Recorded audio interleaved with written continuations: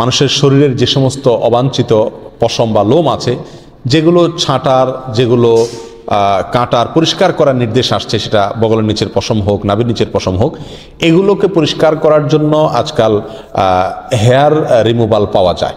এক ধরনের আপনার ক্রিম পাওয়া যায়। এই ক্রিমটা মাখায় দিয়ে এরপরে কিছু দিয়ে টান দিলে এগুলো পড়ে যায়।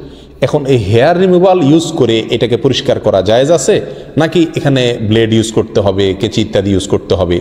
উত্তর হলো হেয়ার রিমুভাল ইউজ করা যাবে, কোনো অসুবিধা নাই। আমাকে এই পশমগুলো পরিষ্কার করতে হবে, কিভাবে করব সেটা আমার ব্যাপার।